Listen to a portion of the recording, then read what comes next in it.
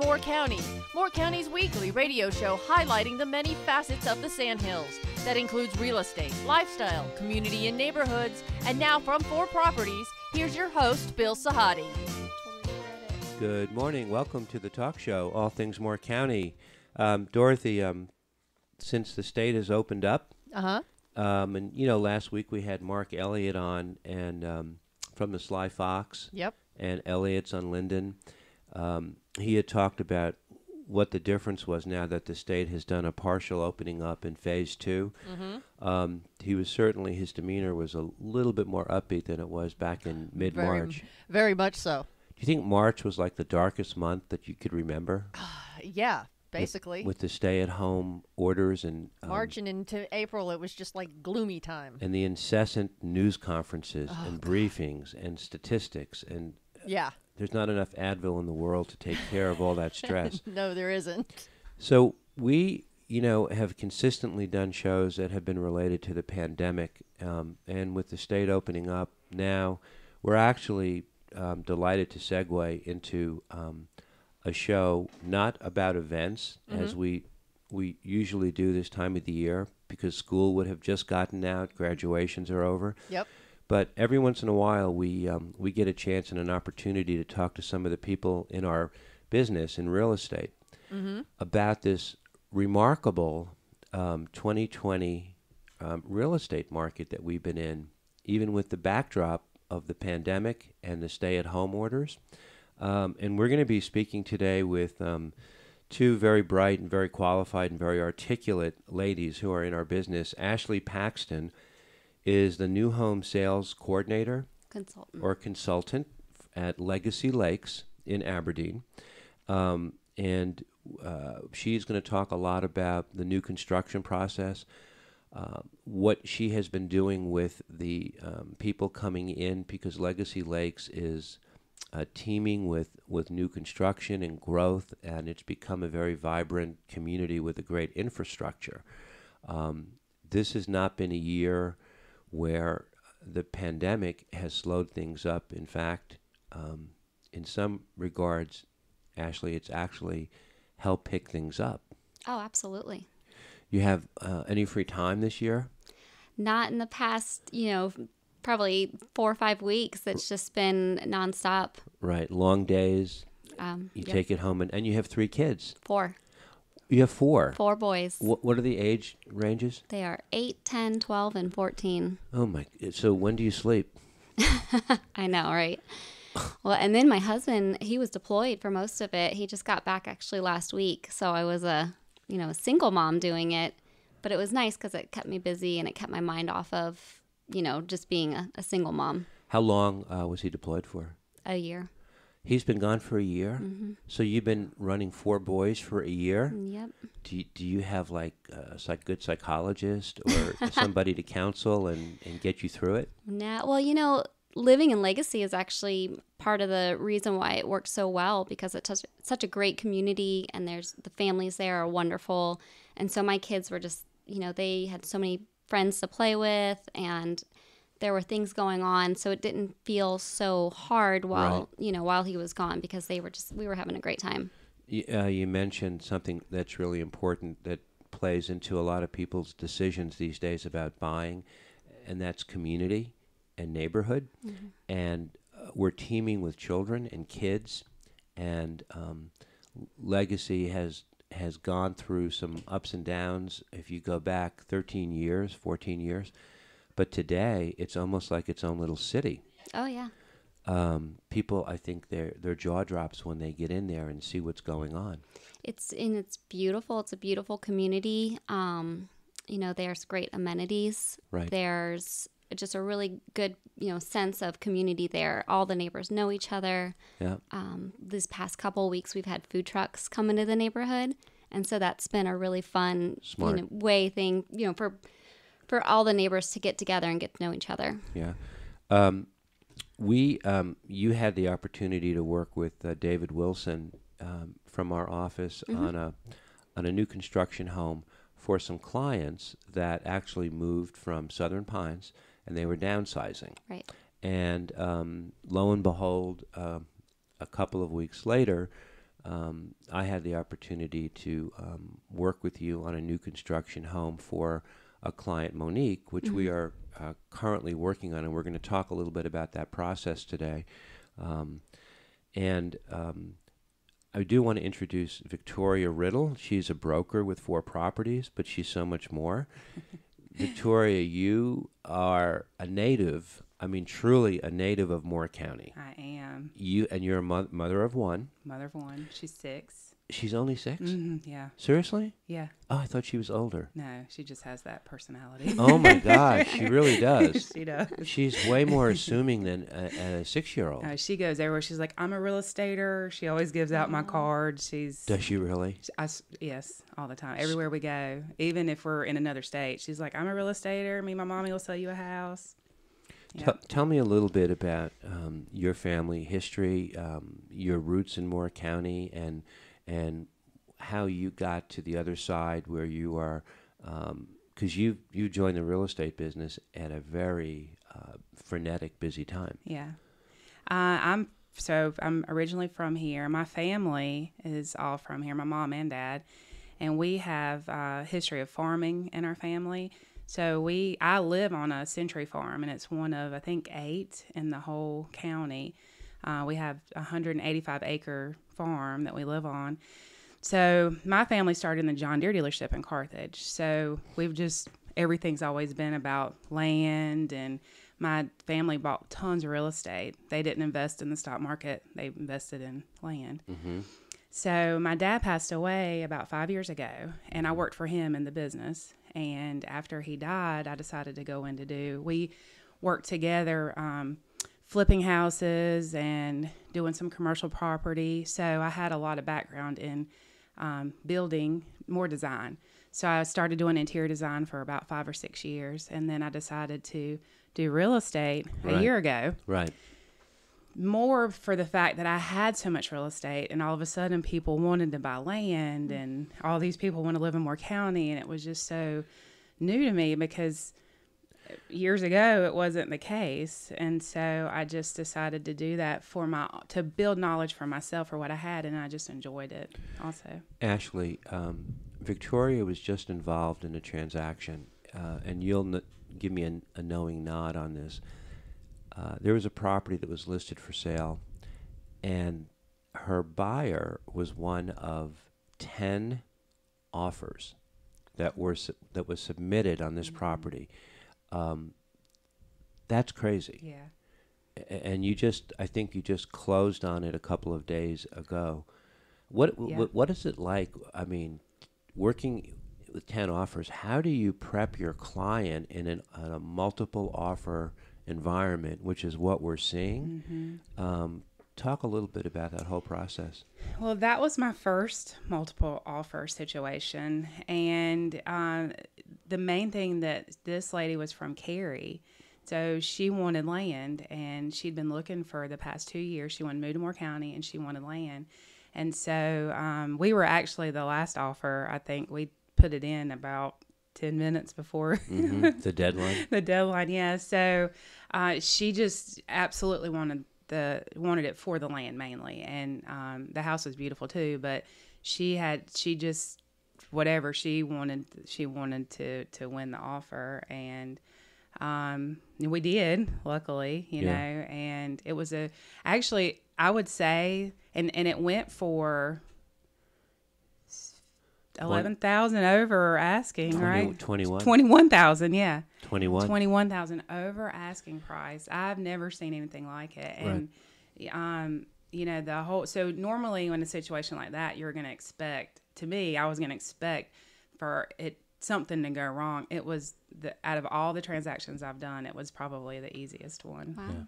Yeah. We're not used to as many multiple offer situations and as much of a run on housing as we've seen this year. I've been in this business 21 years, and this has clearly been the most frenetic spring season. None of us in the real estate business have gotten out of our lane, so to speak, because of the pandemic and because of the stay-at-home order.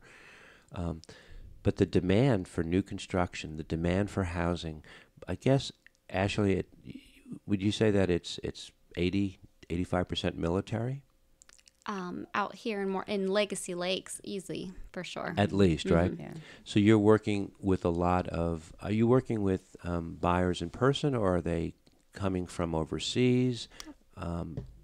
Both. And we're really good at doing virtual tours, and we do FaceTime appointments all the time. So when this pandemic happened, because we're so used to it, especially working with military buyers, it was almost like a walk in the park, to do these virtual tours, because we were so used to it from before. Right. Describe if you can, the prototypical buyer at Legacy Lakes these days. Well, it's, there's Legacy Lakes is a very diverse neighborhood. We do have the Preserve, which is their McKee Homes. So they are kind of marketed towards, that 55 and up, aging in place. But actually, this past weekend, I had 3 buyers that were in their 20s that picked up some of those houses. They're ranch style. They've got walk-in showers. They've got, they're set up for, like I said, aging in place. So we do have some retired folks that like to buy those homes. And then for the most part, though, it is younger military buyers. Right. With families. And everybody wants fencing. Everybody. Why? Kids and pets. Kids and pets. Kids and pets. And not necessarily in that order. Right. So unless it's a golf course front property, fencing is permitted. Yes. If it's golf front, not so much. Not at all, actually. Okay. And I actually live out in Legacy on a golf front property, and I have 2 dogs, so I use an invisible fence. Oh. And I would say I become really familiar with the invisible fence guy who services this area. He's wonderful, and he jokes about how Legacy Lakes has kept him in business because he think there's one road back there, Warren Lake Road, and he said the whole street has an invisible fence. So golf front properties can have an invisible fence. They can, yes. That's huge. Yeah. That helps a lot of people. And I was surprised at how well it worked, because I thought, no way, this thing's not going to keep my dog in. He's just so friendly. He would run out to greet anybody that he saw walking down the street. Right. And he sits there right at the boundary and watches them go by, and just sits there patiently. So right. it works really well. The market, we talked a little bit about multiple offers. The days on the market for homes, if they're, and Victoria, I'll ask you this, if a home is well priced and in good condition, and we've done the prep work up front, I'm seeing homes being on the market less than 10 days before they go under contract. That's right. There's almost like a feeding frenzy. And I think most of it is military. Yeah. I have a client now that's moving here in August, and we started communication in April. But it's like anything that I would send her or her husband, it's off the market within a week or two. And so we would send each other houses back and forth, and all those houses right now have sold, every one of them. And before it would have been a completely different situation. Right. Yeah. Wouldn't you agree? Yeah. I mean, it used to be, this market was always a consistently busy market, but, sometimes it would tend towards sleepiness. People could come in, they could go out and look at homes, and then they'd say, hey, let me sleep on it, let me get back to you, let me just, speak with my spouse. Can't do that anymore. And you have to almost, unfortunately, tell people, what do you tell them? Yeah, that's the hard part, I think, because you can't wait. Right. Right. Yeah. And that's not my personality to be like, you got to do this, but you have to, really. Right. You really do. If you want, like my client we just referred to, if she did not make the right offer at that time, we were not going to get that house. Right. And so you just have to tell them, right. Or help lead them, guide them. So in that situation that Victoria is talking about with the 10 offers that came in, I don't know this for a fact, but I believe that the lowest of the 10 offers was asking price. Wow. Every single offer that came in was above, and the seller, who is also a licensed broker, was very skillful in the way she presented it to all the people, because you have to treat all parties equally. So she gave everybody a chance to come back at noon on a Monday, I think. Was it a Monday? Yeah, with their highest and best. Right.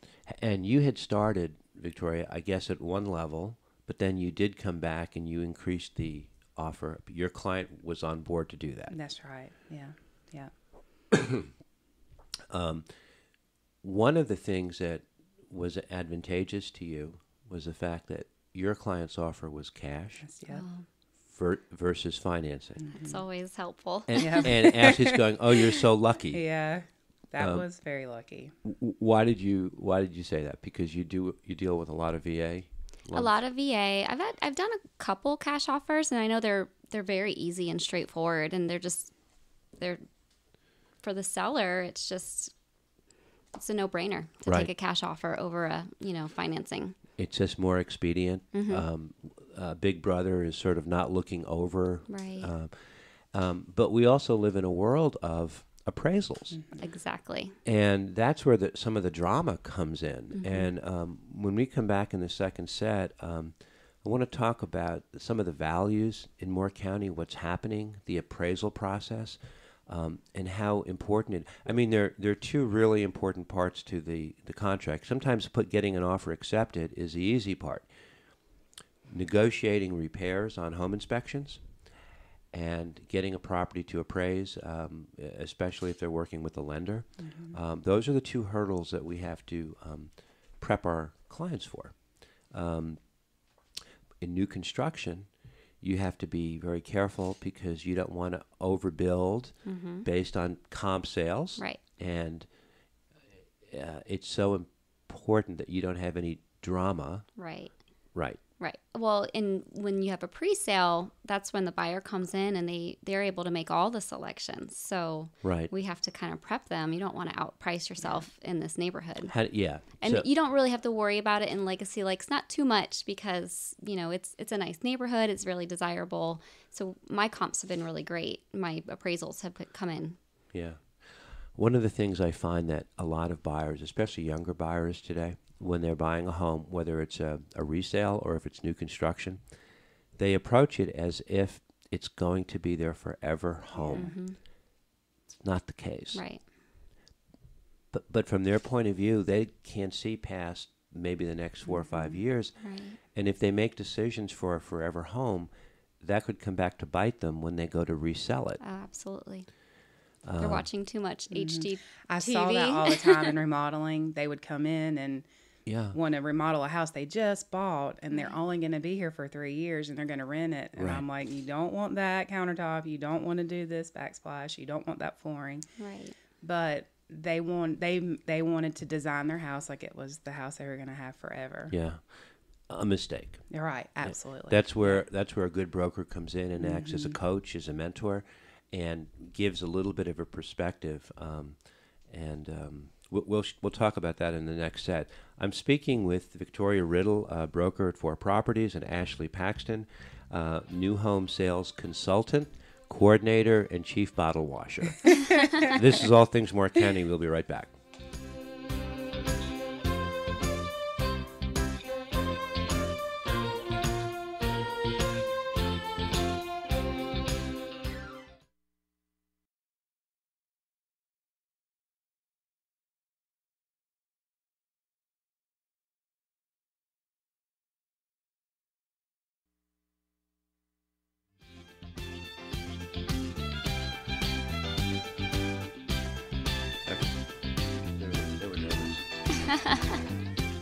Welcome back to our second set of All Things Moore County. We're talking about the real estate landscape in 2020.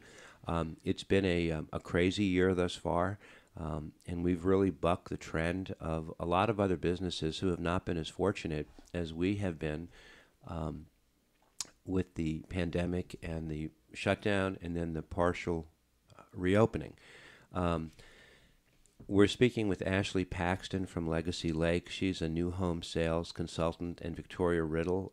She's a real estate broker for properties, a native of Moore County, and probably has the best perspective of the three of us about all the changes in Moore County. Let's switch gears just a little bit, Ashley, because you are involved almost exclusively in new construction. Oh, Only. Yes, only new construction. So not resales. Okay. Nope. Because there is a ton of resale activity at Legacy Lakes, There is. and there's a ton of new construction, but it's been so busy that land has become scarce. Right. Yeah. How close are you to being built out there? Well, the new phase is actually just getting ready to release, hopefully maybe by August. And I think we'll have about 17 lots in that next phase. And they'll be larger lots, so we'll have the bigger homes. We'll be able to go on them. Currently, I have, I think, around 6 lots left in the current phase. And they're going faster than we can build them. I'm selling them faster than we can put them up. I remember Legacy Lakes back when I used to travel here before I ever lived here.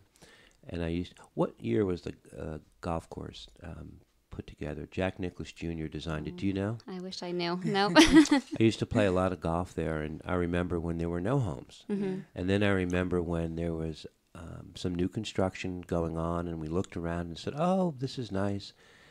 And they talked about Legacy Lakes going forward, but then 2008 hit. Yeah. And all of a sudden, it was like the Twilight Zone. Right. That has come full circle. Today, it's such a teeming, well-infrastructured community, and you're running out of lots. You're running out of homes to build. Absolutely. Well, and it's a beautiful community. When you pull in, there's crepe myrtles and cherry blossom trees. So it just feels very welcoming when you come in. The clubhouse is gorgeous. It is 6 clay tennis courts, a swimming pool, a really nice fitness center. So the amenities are really nice out there. And what about the golf course membership? So I know that there is, because Legacy Links is separate from Legacy Lakes, so it's not. Right. We have nothing really to do with each other. But I do know once you purchase a home, within the first couple of months, if you purchase a membership, you do get a little bit of a discount. Right. With the higher prices in Southern Pines, Aberdeen has become very much in demand because you get a lot of bang for your square foot. Yep. And it's close enough to the stores and close enough to the restaurants. Oh, yeah. That you can, you get the best of both worlds. Right. It doesn't feel like there's really a separation only by name. So people who come in, they want to build a home. The process, is it 5 months? How does the whole process work from day one?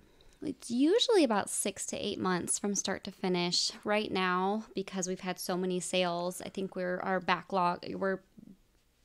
backed up a little bit, a few months. But so there's 2 ways you can go about building with McKee. We have showcase homes that we spec out ourselves, and we build them, and usually they sell before completion. Or you can do a pre-sale where you pick your lot, pick your floor plan, pick all your finishes at our design studio in Fayetteville. Right.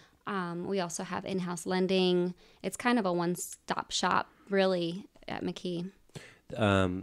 Monique is going through that process with you. She went to Fayetteville. She picked out her finishes. Recently, we were with you with one of the building supervisors, right, going through just before the sheetrock was being put up, because he wanted to walk through the home with her to show her where placement of everything was. Right. Sort of like an MRI machine on the house. Yeah, well, when you build a pre-sale, we have a few meetings. We have our pre-construction meeting, and so that's where we'll meet at the home site. Usually the lot is cleared at that point. We'll show where the house box is going, kind of go over the grade of the lot and all of that. And then we'll go over the selections that they chose at the design studio. And then after that, a few months later, not even a few months, maybe a month and a half or so later, there's the pre-drywall meeting. So that's once the house has been framed completely. Rough-ins have been completed, so your electrical and plumbing and all that. And it's just before sheetrock. And so then, like you said, you really get to see the bones of the house. It's really good for people who want to hang things on the walls, just to know where, your HVAC lines are and your Right. Sewer lines, Yep. gas lines. With Monique, you had all worked on a target date of, I think, originally early August. Mm-hmm. The problem for a new buyer is if they're buying a new construction home and they're doing a loan, they need to lock in an interest rate probably within 60 Yeah, days. it's usually about 60 days. So then there's that suspense. When do I lock in? When do I get my stuff finalized? So she was very cautious, and she wanted to know when the finish date would be. Yeah. And people ask you that question all the time. Yes. How do you handle it?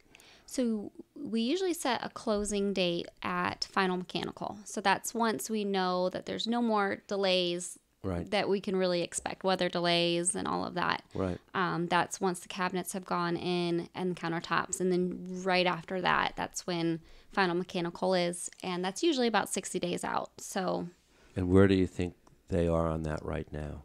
we're getting close to that. Okay. I know we reached out to Monique and we were getting ready to set that. We need to kind of set that closing date. So June, July. Yeah, that's right. Mm-hmm. We're close. What do you say to people who they come in, they pick a model, you select a lot with them, they start the home. Then as they go, upgrades. They want to make changes. Is that the bane of your existence, or is that just a reality you have to deal with? well, we really like to deter them from making changes as the construction process is going on. We really want them to make those selections right at the very beginning when they're gone to the design studio. A lot of, our purchase orders go out. Everything is we've already done all that back work, that paperwork and everything. So when they make changes, it can delay things. Mm-hmm. So we really try to avoid that, if at all possible. But they have to also understand you have an upcharge policy too. So if they do want to make changes, there are additional costs involved. Yes. Okay. But you have to, what she does, Victoria, is what we do. We're always trying to manage our clients' expectations. And sometimes that means getting all the news out up front. Right. So that when they come back, they don't have that deer in the headlights look like, how come I didn't know that? Communication is so important. Yes. And I'm sure you catch yourself all the time, and each time you get more and more careful that you cover all bases. Yes. Right. Yeah, because the last thing I want to do is say like, oh, I said they could do this and they really can't. And then, there's a change order fee. And so I don't want it coming back on me. So I'm extra careful. Okay. I'll throw a curveball at you. What do you say to a client who says, gee, couldn't I get a better value in a home that's 3 or 4 years old that's a resale versus new construction? Because prices on new construction keep going up, and up. Right. Well, there's a lot of benefits to having a new construction home. I mean, just the brand new home that nobody's lived in. Right. I think a lot of buyers, especially first-time buyers, that's something that they really like to have, just a brand new blank slate. Also get, the warranties with a new home, that Right. a lot of resales sometimes don't have. Also McKee does a 1-year, paint and drywall warranty. We come back at about a year and touch up your nail pops and all that. That's just normal settling of a home. And then you also have a 2-10 warranty, so 2-year systems and 10-year structural. So a lot of resales, they don't have those. Okay. All right. Put her on the spot here a little more. Good. Okay. So you get a chance to work with a lot of brokers in Moore County who bring buyers who want to build new homes. What do you look for in a broker who is representing a buyer? What traits, what attributes, what are you hoping to find on the other side of the transaction? Ooh, a broker that will set a realistic expectation as to a final product, because McKee we deliver beautiful homes but they're never going to be perfect. Yeah. And so we do have a lot of buyers that come in, and it's little minute tiny details, and I really look to the broker to kind of set that proper expectation. And sometimes they do, and sometimes they don't. I they was just going to ask you what the report report... let me say, well, really? Sometimes we have, our client has expectations that need to be tamped down. Right. Because if you're getting new construction between, let's say, 250 and 350, it's not a custom home. Right. It is a system type home that is very well orchestrated and very well thought out, but you have to work within very tight parameters. Right. And they're getting a home on a square foot basis for a lot less than if they were going to go and hire a builder somewhere on an interior lot and build a home. Right, right. And they then can tweak it as they go when it's a finished product. But that would be your one observation. Yeah, that's the big thing. That's what I really look for on an agent, in an agent, to just set that proper expectation. But really, agents, it's a cakewalk. McKee, we write our own contracts. If they use our in-house lending, it's a really easy process for brokers. So, right. But I love working with them. I'm happy to do so, and we really appreciate our brokers. I'm going to have to ask her for a report card on me when this is all done and see where I fall in. I always I sing your praises to anybody that asks. So we're going to come back in the third set. We're going to switch back and talk a little bit about the non-new construction market as well and what's been going on. But before we do, Ashley, if people want to reach you at Legacy Lakes, where would they contact you? Well, they can call me at 910-583-6777. They can also reach out to our website, McKeeHomesNC.com, and reach our online sales. They can set up an appointment with myself or email me directly at Paxton@McKeeHomesNC.com. Okay. The other side of the coin is a buyer agent working with Ashley. What I look for in a new home sales consultant is accountability, promptness, quickness, and she gets A's right across the board. She's been a great communicator. This is All Things Moore County. We're talking about the 2020 real estate market. We'll be right back.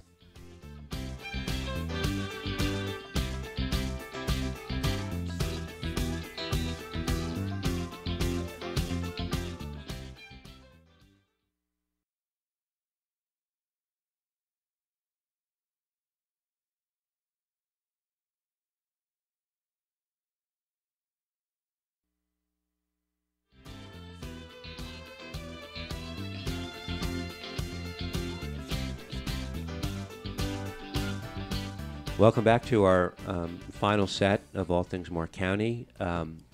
We have been talking about the real estate market in 2020, how very busy it's been. The inventory has been so low. New construction sales have been up. Ashley was referencing the fact that, between the 6 lots she has remaining and the 17 in the next phase, it's only 23 homes. The way the demand is, and now we have these, the travel ban is going to be lifted shortly. So people are going to be able, military, to be released from where they are, and that's increasing our demand, and our inventory is low. As a result, we have multiple offers. But Victoria, you don't spend as much time with new construction as Ashley does. You're dealing with homes that are pre-existing, which means they have pre-existing issues. Right. And I'm thinking of one transaction in particular, but you have to manage a whole different set of expectations than Ashley does. That's right. Can you talk a little bit about what you do, how you talk to clients when they're buying a home that might have 20 or 30 years on it, and what their expectations are? The first thing, and mainly because I've been in building before, so I'm automatically at the HVAC, the roof, some of the bigger components of the home, because you can live with the kitchen or the appliances if they work. But if you don't have heat and air, or if it's 18 years old, it's not. You have to be realistic that this could not make it. Actually, the house I just sold closed on Monday. When she went in yesterday, the refrigerator isn't cooling like she thought it would be. It was cooling then, it's not now.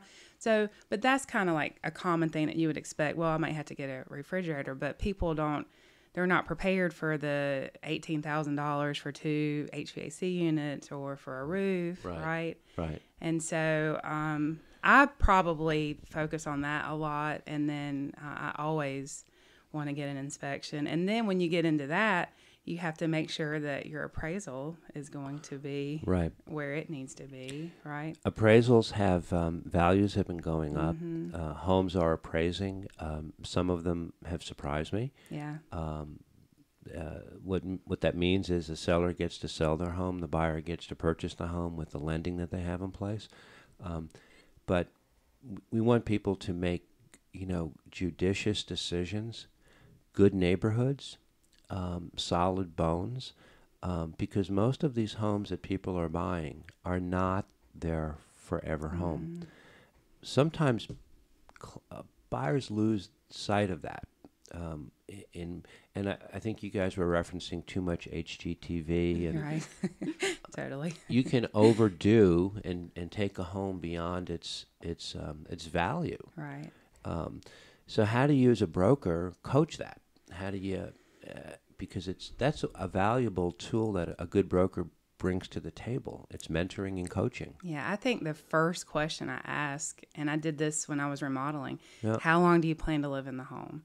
Because that, and most people know now, like 10 years ago here, 15 years ago here, people that bought houses here were living in them forever. It wasn't so much military, but now that we have this military, I know that most of the ones, depending on their rank, are going to be here 3 years, 5 years.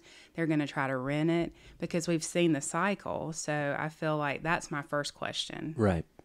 And then, basically from there, it sometimes it's better to just buy new construction, because if you're going to rent it, you can leave in 3 years and know that when you come back in 7, that your house is still only going to be, 10 years old. So your HVAC is still going to be working, or have some warranty, and your roof, if you buy a house that's already, I've seen the houses, you've seen it too, where I've known the people that lived in it two families ago, right, and what they paid for it, and haven't done any repairs, right?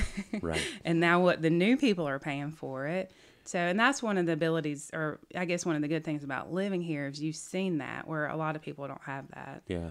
She brings up a good point. When we look at homes that are resale and they have some age on them, first thing we look at, if the price looks attractive, what is the age of the HVAC? What is the age of the roof?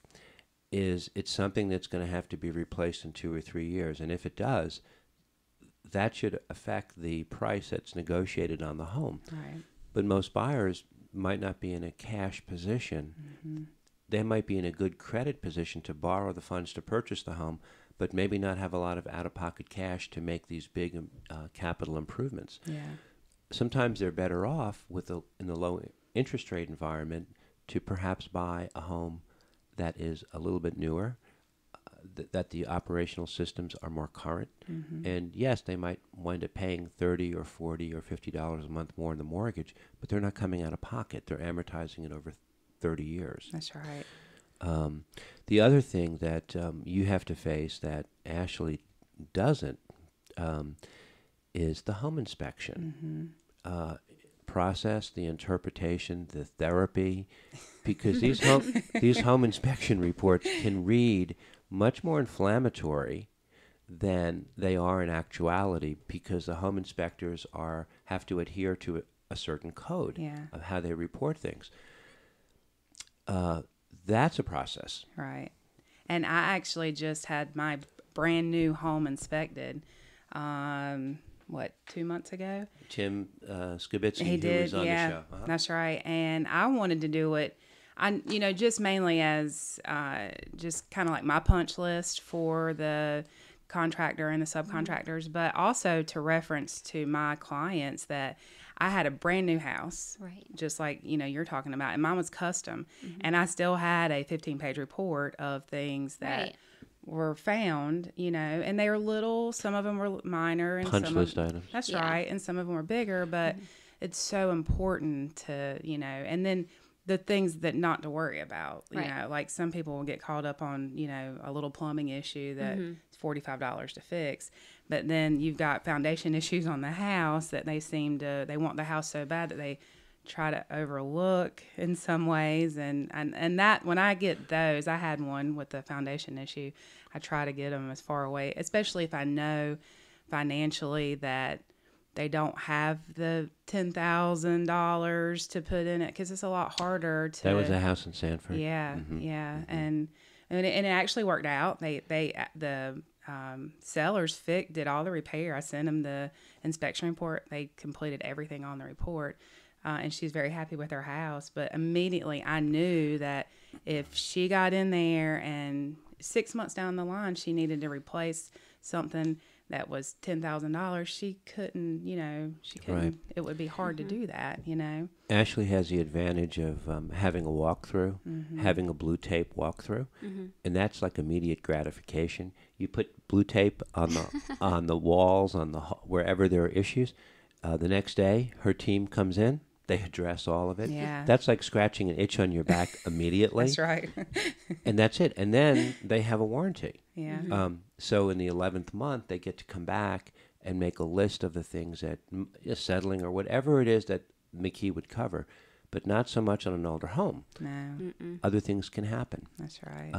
And I think if you're not experienced, especially that we were talking about first-time buyers, if they've never bought a house before, they really don't have the experience in what these things cost. And I noticed this, the very first kitchen I remodeled was in CCNC. And I just assumed that they knew like the process of a remodeling. But I realized very quickly that people don't understand how much things cost, the time, that it takes to complete them.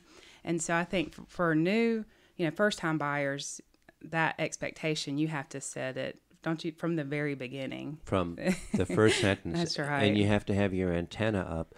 The problem is if you wind up trying to people please your client, in the long run, you're not doing them a favor. Yeah. You need to set a bar, and you need to be consistent. And they need to trust you. That's right. That you're only looking out for their best interest, but sometimes looking out for someone's best interest is telling them things that they need to hear, even if they don't want to hear it. And it's a challenge. So there are still so many people trying to move into town right now, and not enough inventory on the market. And the hardest thing I find is trying to coach people that you need to have your pre-qualification letter in hand. You need to put your athletic shoes on and be ready to pivot on a day's notice. Because if you're interested in a home, there's a possibility there is someone else interested, and you could wind up in a multiple offer situation. Right. Sometimes the ask price just doesn't cut it, which is crazy. But it is what it is. And I think people talk, and they're starting to realize this is a much more type A frenetic market until it's not. That's right. That's right. So you've been in business for many years. You've been in the farming business. You've been in the real estate business tangentially, but now you're in it more directly. I see the whole other side. What is most intriguing to you? Is it the challenge of coaching and mentoring? Is it what is it about the real estate business that has you lit up? I think I have to sometimes step back and remember that it's not 1990 anymore, because from living here and seeing the house that was once sold for $120,000 that's now being sold for, $320 or $280, it just blows my mind. And so I have to I have to, keep that in mind when I talk to clients that are buying houses that are 20 and 30 years old, because I've seen that, Right. and just understand the market is so different now. And, when I was younger, there was some military, but it was completely different military than that's here now, right? Right. And, everybody lived in Fayetteville. They lived in Spring Lake. And now, my dad said when he bought all this land, he's like, there was tons of opportunity in Southern Pines. Right. Just never would have bought it because Right. you would have never saw the value. So Right. you have to, for me, it's harder for me than it is for people that just lived here for a couple of years, because I have to wrap my mind around the value of what the property is now, But that gives you the coach's perspective, where you see the whole playing field. Yeah. And it actually can translate into being very beneficial towards your clients, whether they're buyers or sellers. Victoria, where can people reach you if they want to hook up? My cell phone is 910-639-9046. And they can find you on the Fore Properties Fore website. Properties, that's right. I hope our business stays as vibrant as it is, and it's always a challenge, but the ability to work with people, to get them from here to there, whether it's new construction or whether it's resale, and whether it's for a 3 to 5 year period or whether it's for a forever home, is a privilege for brokers to be able to teach and to coach and to get people to the finish line. And you guys both do a good job. You come from different angles, but you share a lot in common. We are hoping to continue, Dorothy, with shows coming up now that tend more towards events and things that are opening up. And we just hope the best for the state of North Carolina and for our area. So we'll hopefully see you next week. This is All Things Moore County. Have a great week. Thank you.